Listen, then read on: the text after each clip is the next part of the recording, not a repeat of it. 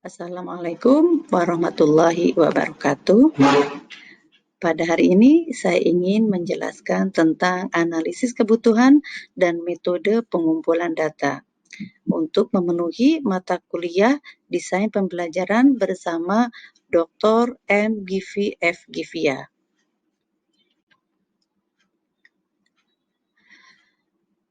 Analisis kebutuhan adalah fase analisis yang merupakan bagian penting dari desain instruksional.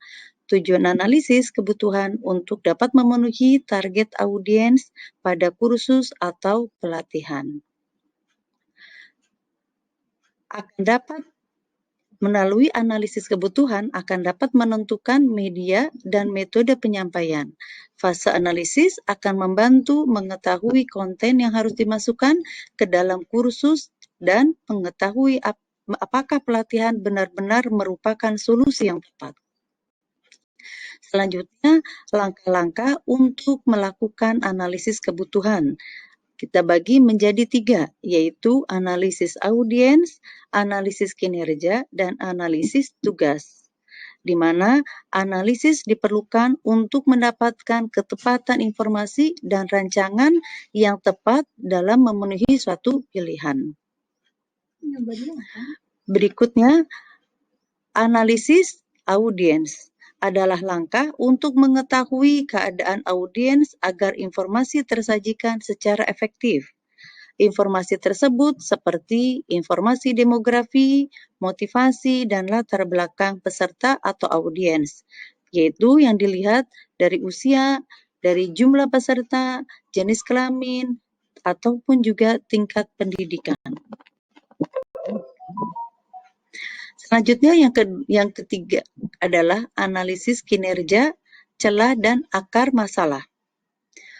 Untuk mengidentifikasi dan menunjukkan keadaan yang diinginkan, salah satu cara terbaik adalah mengumpulkan informasi tentang celah atau gap dan akar masalah melalui teknik 5 mengapa.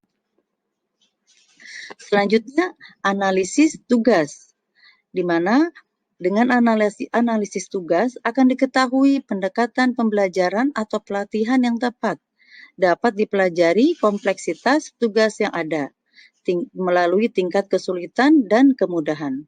Seperti bagaimana melakukan tugas, resiko terkait dengan tidak dapat melakukan tugas, keterampilan apa yang diperlukan untuk melakukan tugas, dan lain-lainnya. Selanjutnya, selain analisis yang sudah disebutkan ketiga tadi, ada juga secara umum kita mengenal analisis sumber daya, analisis lingkungan, dan analisis teknis. Analisis sumber daya untuk mendapatkan informasi ketersediaan sumber daya. Kemudian analisis lingkungan adalah analisis yang dimana untuk melihat potensi sekitar yang dapat digunakan, seperti pembelajaran melalui menonton video, mendengarkan podcast, dan lain-lainnya. Selanjutnya, analisis teknis, yaitu untuk meninjau spesifikasi teknis yang diperlukan untuk mengembangkan dan melaksanakan pembelajaran.